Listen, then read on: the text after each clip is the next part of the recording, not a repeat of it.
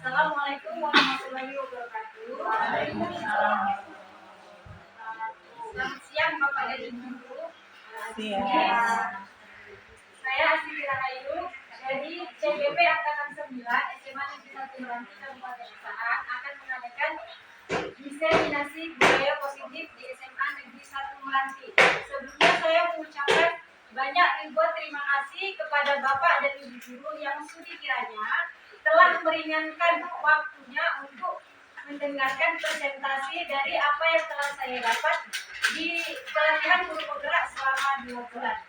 Jadi di sini Bapak Ibu guru saya tidak menggurui, apalagi Bapak dan Ibu guru adalah senior saya tidak akan menggurui, tetapi saya hanya berbagi praktik baik apa yang telah saya dapat, ilmu yang saya dapat selama 2 bulan di pelatihan guru penggerak ini.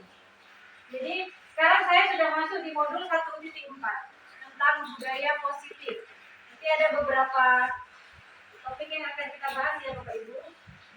Sebelum kita masuk ke topik, kita lihat dulu Bapak Ibu. Ada di situ namanya pertanyaan pemantik. Silakan nanti Bapak Ibu jawab setuju atau tidak setuju. Yang pertama, hukuman dapat mendisiplinkan anak. Menurut Bapak dan Ibu, setuju atau tidak setuju? Setuju. Tidak. Oke. Nanti jawabannya ada di slide selanjutnya ya Bapak Ibu. Yang kedua, pemberian hukuman dengan hal positif seperti membaca atau membersihkan halaman sekolah dapat meningkatkan disiplin anak. Setuju atau tidak setuju? Tidak. Dan yang ketiga, memberi penghargaan dapat meningkatkan motivasi belajar anak. Setuju atau tidak setuju? Setuju. Kita masuk ke dalam materi topik dalam eksplorasi konsep modul 1.4 budaya positif. Yang pertama, disiplin positif dan nilai-nilai kebajikan universal. Yang kedua, teori motivasi, hukuman dan penghargaan, restitusi. Ketiga, keyakinan kelas. Keempat, kebutuhan dasar manusia dan dunia berkualitas. Yang kelima, 5 posisi kontrol. Dan yang terakhir adalah segitiga restitusi. Lanjut kita.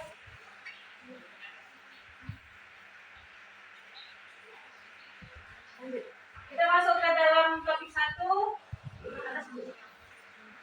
Masuk ke dalam topik 1, disiplin positif dan nilai-nilai kebajikan universal. Lanjut ke bawah. Dan di sini ada perubahan paradigma. Saya mau 2 orang guru. Nanti saya tunjuk Bu Ica dan Pak Daniel masuk ke depan. Nanti ada di sini praktek. Di situ kita bisa tahu posisi kontrol. Silakan saya minta tolong kepada Bu Ica dan Pak Daniel. Nanti saya bacakan dulunya. Kegiatan kepala tangan ya Bapak Ibu. Ada guru A dan guru B. Kita merah dari mana? Bu, Pak Daniel guru A dan Bu Ica guru B. Jadi, Bu Ica menggenggam secari kertas. Secari kertas. Sediakan Bu anturan kertasnya ya Allah.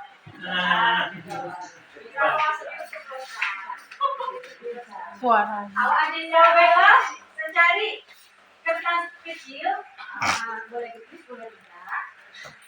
Itu isinya yang sangat paling berharga bagi Ibu. Letakkan di salah satu tangan Anda dan genggam benda tersebut dengan segala daya. Buatlah sebuah kepalan. Nanti Ibu kepala semua tenaga Ibu. Kemudian Bapak mencoba merayu dengan cara merayu, menyuap, menghardik, mengacap atau apa saja silakan Bapak pilih agar Bu Ica bisa membuka kepalan tangannya. Saya lebih milih mengancam.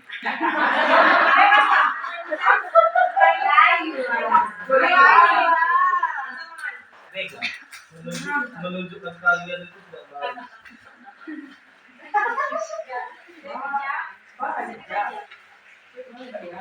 Ini usia pengalaman loh. Usia dulu enggak? Ya. Bisa balik silakan. Ibu Ica genggam sekuat tenaga Bu Ica dan Pak Daniel silakan rayu ancam atau berani agar Bu Ica bisa membuka ini. Dengan mata menghadap muka. Ya, tapi kalau saya bilang jangan sampai terbuka. Bisa kuat daya Bapak. Coba Gimana lihat caranya bisa meraih bija agar itu terbuka. Dan di bija tetap konsisten, tidak akan membuka kepala tangan. Aku iman kalau cuma tempatnya. Bu apa nih? Bu Diana bilang ke dia belakang kami. Itu bagian dari meraih. Awas ya, jejak digital ya. Jadi bisa meraih. Jam belakang dari situ kan. Mati lah. Oh, iya. Oh, Bisa minta kertas ya. Nanti sekolah ini untuk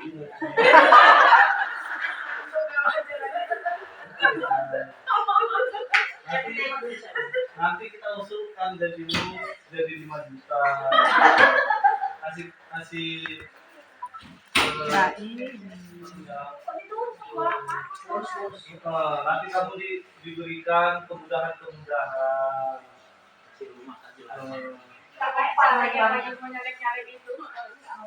Iya. Kalau kamu kasih itu, maka duniamu seperti surga. Ya, udah ya Bapak Ibu, berarti Pak Daniel sudah meraih bija dengan semua tenaga, tetapi bija tetap mempertahankan apa yang ada di dalam rekamannya. Terima kasih kepada Pak Daniel. Kemudian apa yang terjadi? Nanti di slide selanjutnya ini akan terjawab Bapak Ibu. terjawab pada Perubahan paradigma teori kontrol, teori pilihan, ilusi kontrol. Yang pertama, ilusi guru mengontrol murid. Yang kedua, ilusi bahwa kritik dan membuat orang merasa bersalah dapat menguatkan karakter. Yang ketiga, ilusi bahwa semua perbuatan positif efektif dan bermanfaat. Dan yang terakhir, ilusi bahwa orang dewasa memiliki hak untuk memaksa. Itu tadi.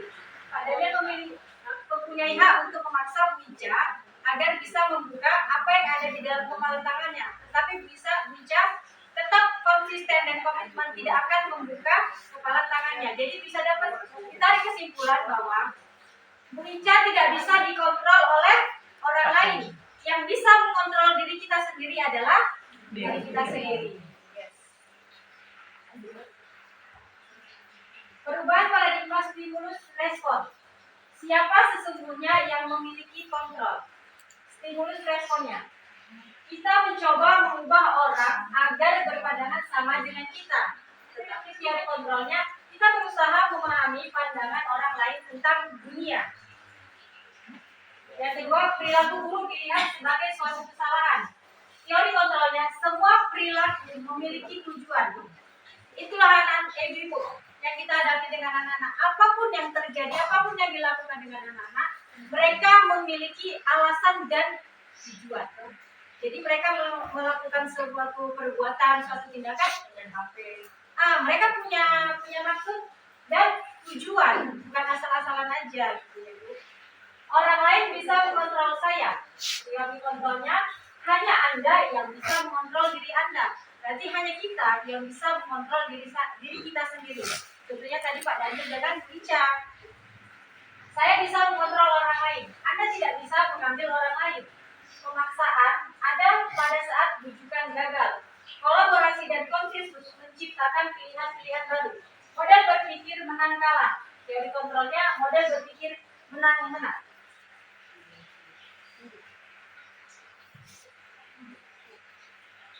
Kemudian, disiplin positif. Apakah makna dari disiplin? Berasal dari bahasa Latin disciplina yang artinya belajar. Makna asal dari kata ini berkonotasi dengan disiplin diri dari murid-murid Socrates dan Plato. Disiplin ini membuat orang menggali potensinya menuju sebuah tujuan apa yang dia hargai. Namun dalam budaya kita, makna kata disiplin telah berubah menjadi sesuatu yang dilakukan seseorang pada orang lain untuk mendapatkan kepatuhan. Kecenderungan umum adalah menghubungkan kata disiplin dengan ketidaknyamanan, bukan dengan apa yang kita hargai atau pencapaian suatu tujuan. Jadi itu tadi ya Bapak Ibu makna dari kata disiplin. Nilai-nilai kebajikan universal. Di sini nilai-nilai kebajikan universal artinya sifat-sifat positif manusia yang merupakan tujuan mulia yang ingin dicapai setiap individu. Nilai-nilai tersebut bersifat universal dan lintas bahasa, suku bangsa, agama maupun latar belakang. Itu tertera ya Bapak Ibu poin-poinnya. Setiap perilaku perbuatan memiliki satu tujuan. Dengan mengaitkan nilai-nilai kebajikan yang diyakini seseorang, maka motivasi dirinya akan terbangun. Nilai kebajikan yang ingin dicapai oleh setiap anak Indonesia kita kenal dengan profil pelajar Pancasila. Ada 6 poin itu ya: beriman dan bertakwa, mandiri, berkebinekaan global, bernalar kritis dan kreatif, bergotong. Kemudian slide selanjutnya. Topik yang kedua, teori motivasi, hukuman dan penghargaan. Nah, di sini tadi penghargaan itu akan dijawab di sini ya Ibu. Tadi kan Ibu bilang penghargaan tadi setuju ya untuk memotivasi anak. Teori motivasi perilaku manusia. Untuk menghindari ketidaknyamanan atau hukuman, apa yang akan terjadi apabila saya tidak melakukannya? Itu adalah motivasi eksternal, berarti motivasi yang ada dari luar.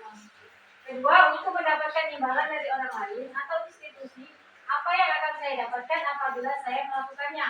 Itu juga motivasi eksternal, motivasi yang ada dari luar. Dan yang ketiga, untuk menghargai diri sendiri, saya akan menjadi orang yang seperti apa bila saya melakukannya. Itulah dia tujuan disiplin positif, motivasi yang hadir dari diri kita sendiri. Itu alami, hadir dari dalam diri kita. Merdeka. Menurut Ki Hajar Dewantara, merdeka itu artinya tidak hanya terlepas dari perintah, akan tetapi juga cakap buat memerintah diri sendiri. Nah ini Bapak Ibu, dihukum oleh penghargaan. Bahwa penghargaan berlaku sama dengan hukuman. Dalam arti, meminta atau membujuk seseorang melakukan sesuatu untuk memenuhi suatu tujuan tertentu dari orang yang meminta atau membujuk. Dorongannya eksternal dan akan ada faktor ketergantungan. Beberapa dampak dari pemberian penghargaan. Pengaruh jangka pendek dan jangka panjang. Jadi dihukum oleh penghargaan itu pengaruhnya ada jangka pendek dan ada jangka panjang. Penghargaan menghukum. Penghargaan mengurangi ketepatan. Penghargaan tidak efektif dan penghargaan bisa merusak hubungan. Dihukum oleh penghargaan. Penghargaan bisa menurunkan kualitas.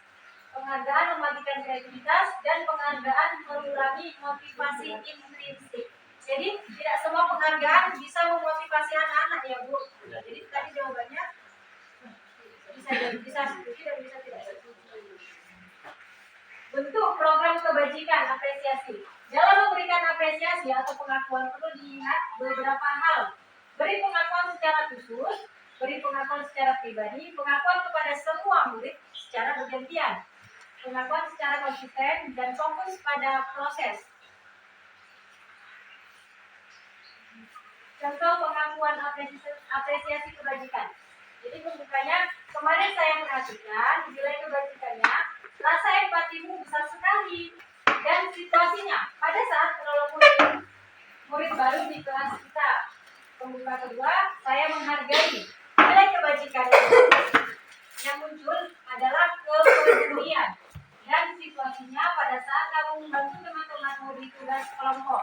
Dan yang ketiga, terima kasih untuk nilai kebajikan yang muncul adalah rasa tanggung jawab dan situasi yang terjadi pada saat kamu memungut kertas-kertas yang berserakan di lantai. Jadi kalau ada anak-anak yang tanpa disuruh mereka mau memungut kertas ataupun kita sendiri tanpa menyuruh anak, ada tangkap jalan, ada sampah kita petik, berarti kan disitulah muncul rasa tanggung jawab kita. Itulah nilai kebajikan yang muncul dari diri kita. Tugas perbedaan, hukuman dan konsekuensi. Tindakan guru. Di sini ada nanti tertera dia hukuman atau konsekuensi. Mencatat 100 kali di dalam buku kalimat, saya tidak akan terlambat lagi karena terlambat ke sekolah. Hukuman atau konsekuensi? Menurut Bapak Ibu, hukuman atau konsekuensi? Konsekuensi. Konsekuensi. Konsekuensi. Kemudian lari mengelilingi lapangan basket 2 kali karena terlambat hadir di sekolah. Hukuman. Murid diminta untuk push up 15 kali karena tidak menggunakan masker ke sekolah. Hukuman. Menggantikan kertas tugas teman yang telah dicoret-coret. Konsekuensi. Membersihkan tumpahan air di meja tulis karena tersenggol pada saat belajar. Konsekuensi. Murid disuruh untuk mengenakan sepatu seharian di sekolah karena tidak mengenakan sepatu hitam. Tidak mengenakan sepatu. Karena tidak mengenakan sepatu. Oh iya. Karena tidak mengenakan sepatu hukuman. Konsekuensi. Hukuman.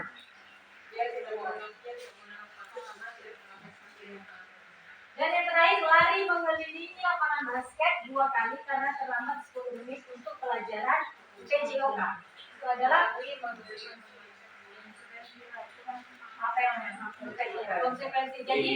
Jadi antara sanksi yang diberikan dengan kesalahan dia harus selaras. Itulah dia konsekuensi ya Bapak Ibu. Dan hukuman itu seperti tadi. Dia terlambat tapi dia suruh keliling lapangan, itu kan kalau saya bilang itu tidak selaras dengan hukuman dia. Ada hukuman lain yang bisa mendidik untuk membuat dia bisa jerah supaya tidak terlambat lagi, tapi tidak dengan memberi hukuman lari keliling lapangan. Tapi dia kalau tadi lari mengelilingi lapangan basket karena terlambat 10 menit untuk pelajaran PJOK, itu sangat selaras karena kan pas dia selaras. Itulah dia konsekuensi. Jadi di sini perbedaan hukuman dan konsekuensi. Hukuman sesuatu yang menyakitkan harus terjadi, membuat anak sakit, baik fisik maupun hati untuk jangka waktu yang lama. Anak membenci kedisiplinan, paksaan, mendorong anak menyakiti diri sendiri. Konsep diri yang buruk, anak belajar untuk menyembunyikan kesalahan, marah, rasa bersalah, dipermalukan, merasa tidak dihargai. Itulah yang terjadi di diri anak ketika kita memberikan mereka hukuman. Kemudian konsekuensi, sesuatu harus terjadi, membuat anak merasa tidak nyaman dalam jangka waktu yang pendek. Jadi mungkin pada saat itu aja mereka tidak nyaman, tapi setelah itu mereka sudah lupa dan mulai biasa saja. Anak menghargai disiplin, stimulus atau tanggapan, mendorong anak agar mudah menyesuaikan diri, konsep diri yang baik. Anak belajar untuk mematuhi peraturan.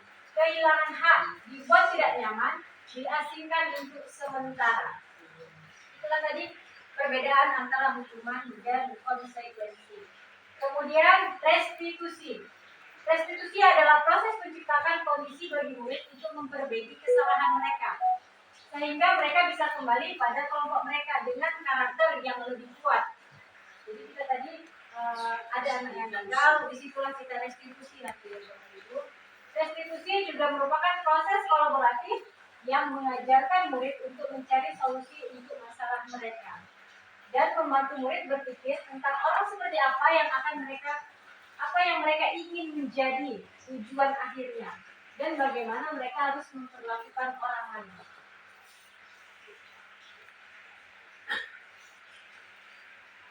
Identitas gagal, hukuman. Sesuatu yang menyakitkan harus terjadi. Identitas suksesnya, disiplin ya Ibu. Konsekuensinya sesuatu harus terjadi. Dan restitusinya, restitusi merupakan pilihan. Jadi anak-anak tadi diberi pilihan. Mau yang A atau yang B. Kemudian hukuman tidak nyaman untuk murid atau anak untuk jangka waktu yang panjang. Sedangkan konsekuensi tidak nyaman untuk murid atau anak untuk jangka waktu yang pendek. Dan restitusi menguatkan anak untuk dalam waktu jangka yang panjang. Korban mendapatkan keadilan. Konsekuensinya korban bisa diabaikan. Sedangkan restitusi korban mendapatkan ganti. Di sini di slide ini bisa Bapak Ibu lihat juga ada penjelasannya ya Ibu. Kemudian 9 ciri-ciri restitusi. 1. Bukan untuk menebus kesalahan, namun belajar dari kesalahan. Memperbaiki hubungan. Tawaran bukan paksaan. Restitusi menuntut untuk melihat ke dalam diri. Restitusi mencari kebutuhan dasar yang mendasari tindakan. restitusi diri adalah cara yang paling baik. Restitusi fokus pada karakter bukan tindakan. Restitusi fokus pada solusi dan restitusi mengembalikan murid yang berbuat salah pada kelompoknya.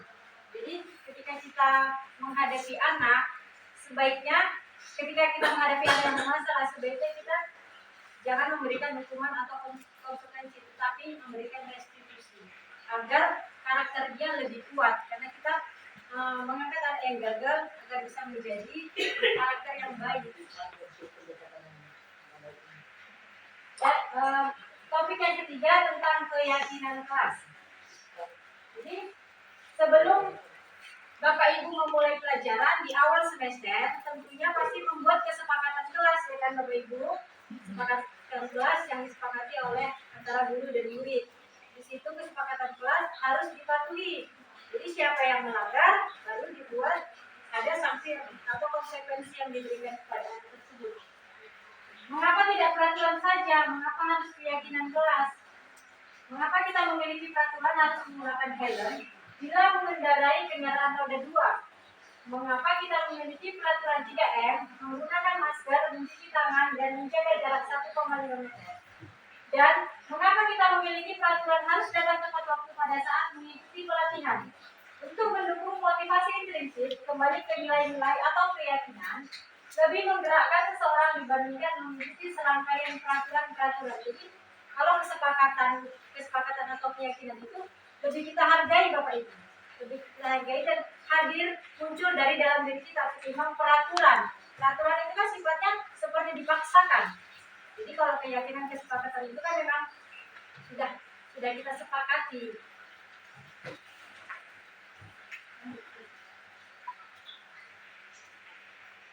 Yang mana yang merupakan keyakinan kelas?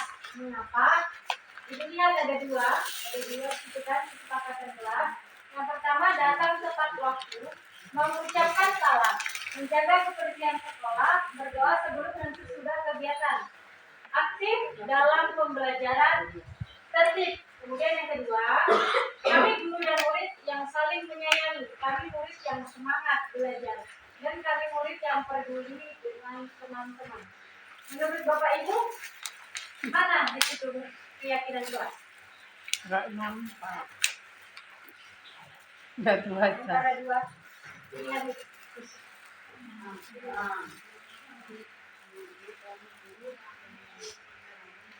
Kesepakatan kelas tidak boleh. Yang apa? Yang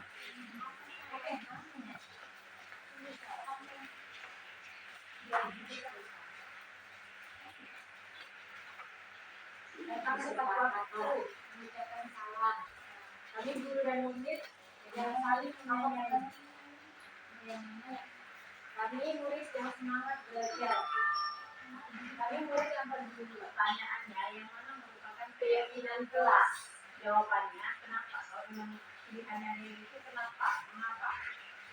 Nah, jadi pertanyaannya ada dua kesepakatan itu. Jadi menurut Bapak Ibu, mana salah satu di antara itu kesepakatan sama Bapak Ibu keyakinan kelas? Yang keyakinan kelas, yang iya, antara dua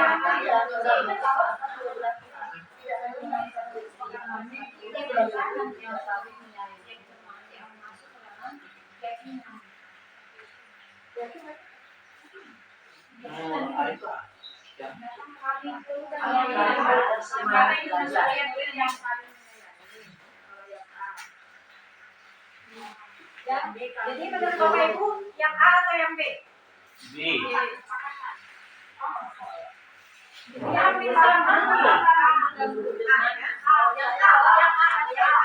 Jadi kesepakatan atau keyakinan kelas itu tadi ada kesepakatan antara guru dengan murid. Jadi antara guru dengan murid bersepakat yang pertama datang tepat waktu dan mengucapkan salam. Nah, jadi kan sudah ada kesepakatan. Jadi jika dilanggar, berarti nanti ada konsekuensi atau sanksi yang diberikan. Nah, sudah disepakatin. Itulah dia menjaga kebersihan sekolah, berdoa sebelum dan sesudah kegiatan, aktif dalam pembelajaran dan tertib. Itulah dia tadi keyakinan kelas ya Bapak Ibu.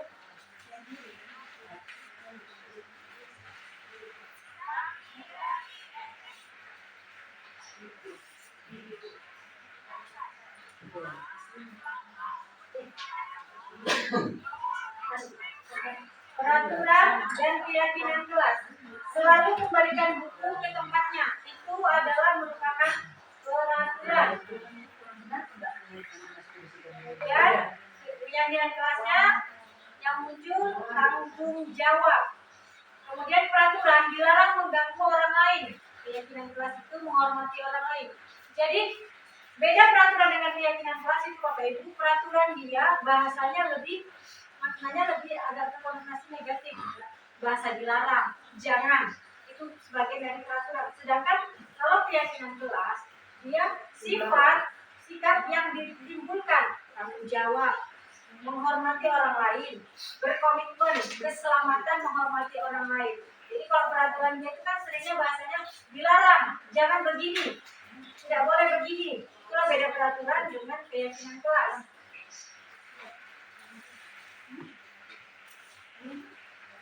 Topik yang keempat, kebutuhan dasar manusia dan dunia berkualitas. Kebutuhan dasar manusia. Yang kita butuhkan adalah kasih sayang dan rasa diterima, penguasaan, kesenangan, kebebasan, dan bertahan hidup. Jadi itu tadi yang Bapak Ibu, 5 kebutuhan dasar manusia. Kemudian topik yang kelima, 5 posisi kontrol. 5 posisi kontrol.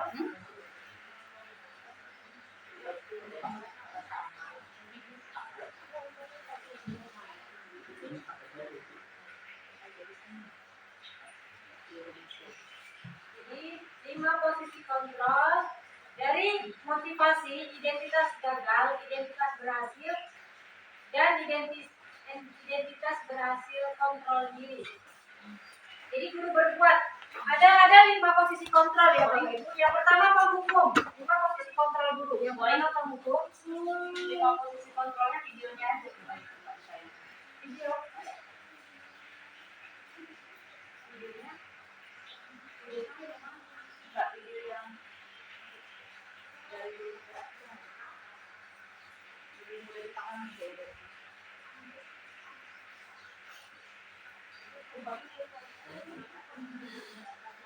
Nah, udah pernah ditayangkan kawan gitu juga. Berarti kamu bersendiri lama. 5 posisi kontrol yang ada pada guru. Udah mau pengumuman angkatan 10, Kak. Posisi Udah mau pembuat pengumuman rasa angkatan bersama. 10. Posisi teman, posisi pemantau, dan posisi manajer. Jadi nanti di sini bisa kita lihat, kita tanya pada diri kita sendiri. Selama ini kita sebagai apa ketika kita menghadapi anak-anak. Posisi penghukum. Penghukum itu menjadi menunjuk-nunjuk, menyakiti dan menyindir. Contohnya guru berkata, kalau kamu tidak melakukannya, awas ya, rasakan. Jadi itu posisi guru sebagai penghukum. Oh, berarti Ya, itu posisi sebagai guru sebagai penghukum. Iya, enggak boleh. Sebenarnya tidak. Iya, tapi enggak lagu menurutnya, Bu. Guru berkata, sebagai guru sebagai pembuat orang merasa bersalah. Jadi berkata, kamu sudah tahu, ibu lelah sekali. Ibu lelah sekali mengatakannya, ibu stres. Jadi Bu yang mana Jadi kita kalian? merasa, jadi kita membuat anaknya itu gara-gara aku, ibu merasa ibu apa stres. Gara-gara aku. Nggak ada responnya gitu. Ada anak-anak yang seperti Satu itu. ada. Ada anak-anak yang seperti itu. Ketika kita bilang, kamu ini gara-gara kamu stres saya jadikan. Jadi dalam hatinya, gara-gara aku ya ibu jadi stres. Itu ada bu anak-anak yang seperti itu. Kemudian ketika guru pada posisi teman, guru berkata, ayolah lakukan demi ibu. Masa kamu tidak mau? Ingat, tidak pernah dibuat. Jadi posisi teman ini tidak efektif, Bapak Ibu. Tidak efektif. Tetapi bisa pada satu posisi, bisa pada satu kejadian bisa kita pakai sebagai posisi teman, tapi tidak efektif. Posisi sebagai pemantau itu berkata apa peraturannya? Misalnya dia melanggar upacara tidak memakai topi. Kamu tidak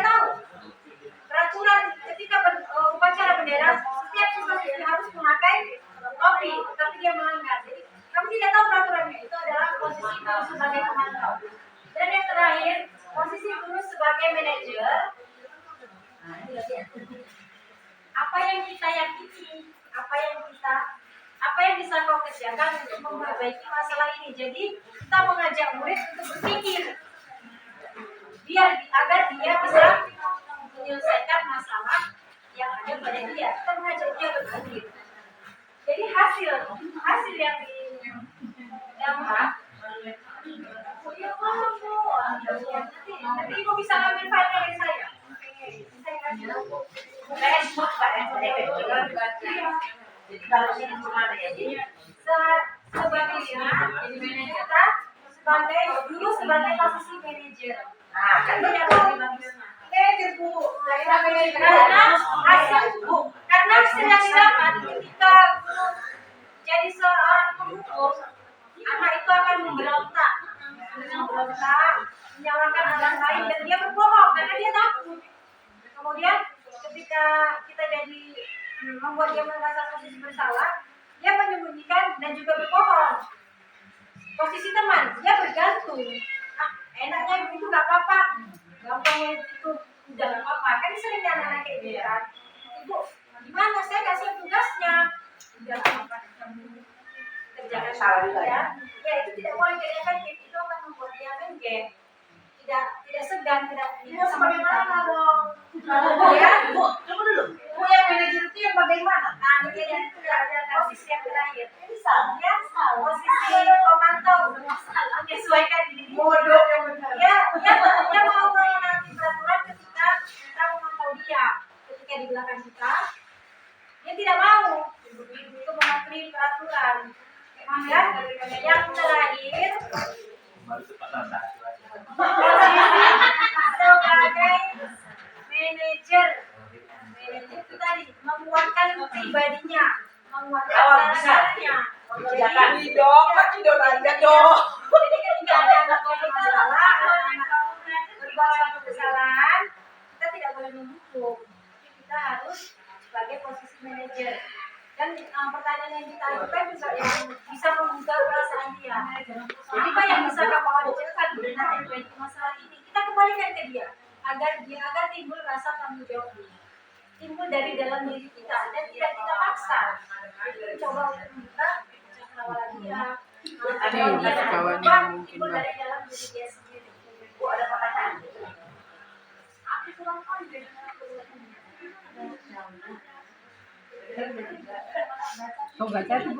Jadi dampak ketika guru sebagai penghukum, murid akan mengulangi kesalahannya, akan terus mengulangi kesalahannya. Sebagai pembuat rasa bersalah, murid akan merasa rendah diri. Sebagai posisi teman, murid akan merasa lemah, tidak mandiri dan tergantung. Itu tadi karena kita merasa kita enakan ya, gampangnya itu besok-besok lagi ada tugas, malah gampangnya tanggal hari ini apa-apa, ya tanggal saudara karena kita menganggap dia posisi orang sihir guru ya sebagai pemantau, menitik beratkan pada sanksi atau hadiah untuk dirinya dan sebagai posisi manajer. Disinilah Bapak Ibu yang seharusnya ya. Bagaimana ya dampaknya pada diri, dampaknya kepada murid mengevaluasi bagaimana cara memperbaiki diri. Posisi manajer itu bertujuan untuk menguatkan potensi yang ada dari dirinya, biar kuat pribadinya, biar kuat karakternya. Semua permasalahan itu jalan keluarnya timbul dari dia mau berubah, bukan karena paksaan. Kamu harus berubah. Kalau nggak berubah. Seperti apa kita paksakan dia? Kalau tidak timbul dari dalam diri dia tidak akan Bener. Cuman kalau nggak ada muncul-muncul dari dirinya mau berubah, semana itu?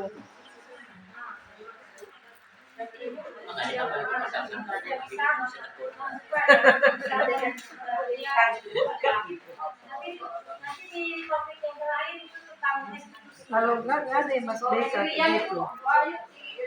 Benar nggak Bu Siti? Kalau nggak ada yang masuk desa kayak gitu kan? antara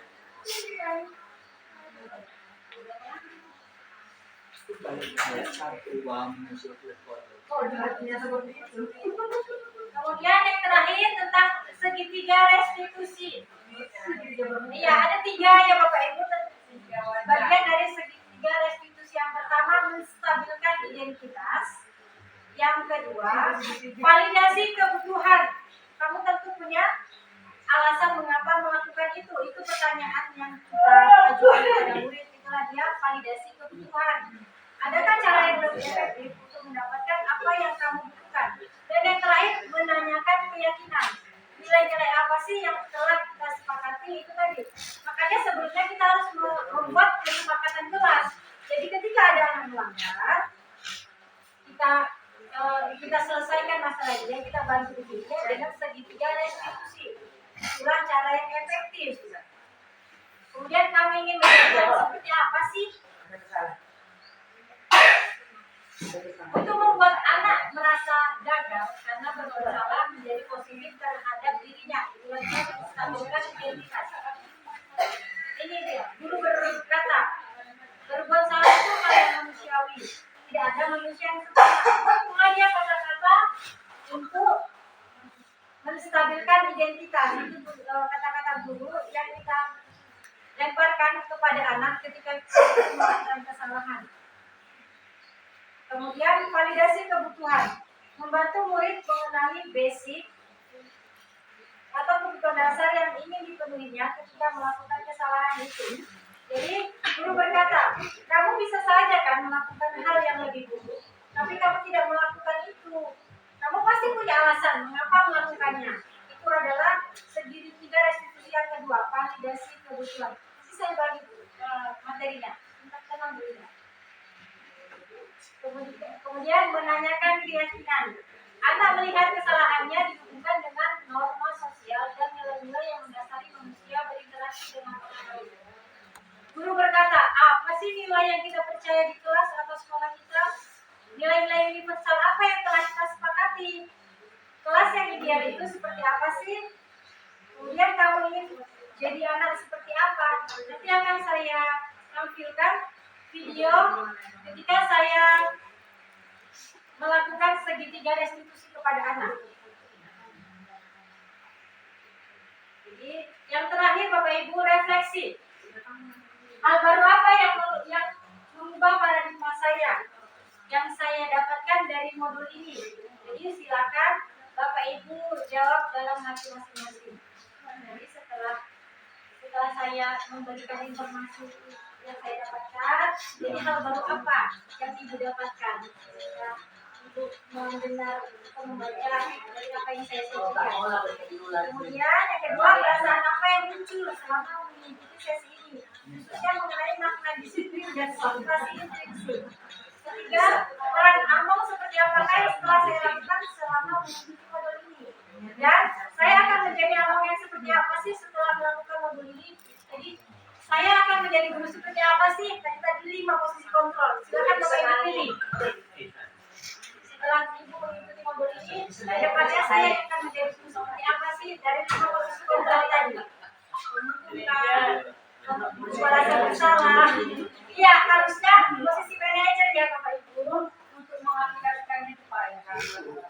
Kemudian sekarang ini Bapak Ibu, pembelajaran itu memang harus berpusat pada murid. Kalau dulu kan kita mengenalnya teacher center, kalau sekarang tidak lagi. Sesuai dengan pemikiran KHD, pembelajaran itu harus berpusat pada murid. Jadi kita tanya kepada anak, maunya pembelajarannya seperti apa. Kita ciptakan pembelajaran yang menyenangkan agar anak itu tidak bosan dengan media-media, belajar di rumah, belajar di alat apalagi biologi. Tidak pasti dia di bekal tulis segala macam. Silakan bawa keluar, mengamati tanaman ini. Itu lebih menyenangkan. Itulah orang pembelajaran menurut pemikiran KHD. Jadi saya akan itu saja Bapak Ibu pemaparan materi budaya positif yang telah saya dapatkan selama 2 bulan ini. Jadi saya terima kasih Bapak Ibu sudah mendengarkan dengan baik dan memberikan respon yang sangat membangun untuk saya ke depan, itu saya saat ini dan ke depannya. Semoga apa-apa yang telah kita lakukan hari ini bisa menjadi berkah untuk kita semua. Amin. Nah, tadi saya janji mau Video. menunjukkan video ya. Udah, Pak kali. Ini komitmen jalannya dia. Yuk, ini tutup dong. Komar. Nah, di sini saya ngambil Syuda. Syuda siswa yang saya jadikan sampel. Udah Margono. Saya udah ini.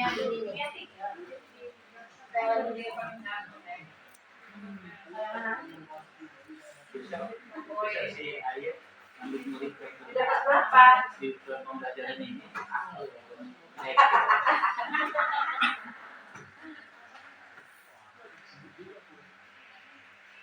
Tahu.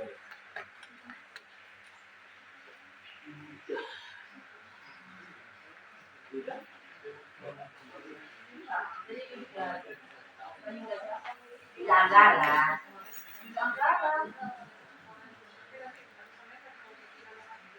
Tidak pada video.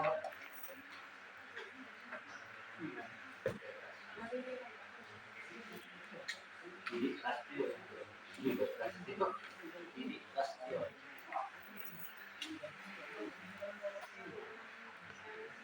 Tapi kalau kemarin kita lulus semua kayak gini, semua terakhir aja dari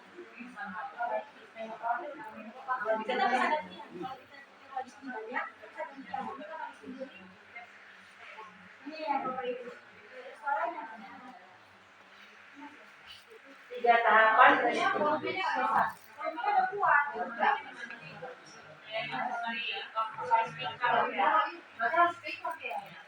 Kan ada speaker di sini.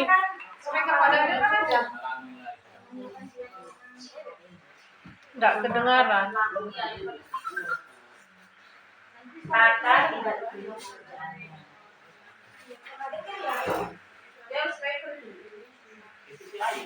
Itu ini ada 2 kasus yang saya ambil sampel. Yang pertama Tata. Kalau kasus si Tata, dia sering dicontek oleh teman-temannya. Jadi dia merasa kesal, dia tidak terima karena tugas-tugas dia itu selalu dicontek.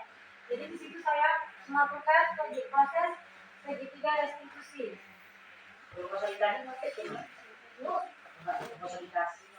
tergantung anaknya juga.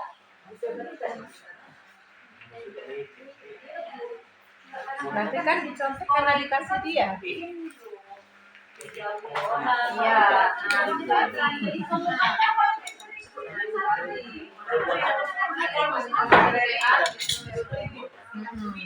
Ya itu saja ya Bapak Ibu. Silakan saya Suka dirayu. suaranya bagaimana menyelesaikan segitiga restitusi. Dan saya akhiri. Assalamualaikum warahmatullahi wabarakatuh. Waalaikumsalam.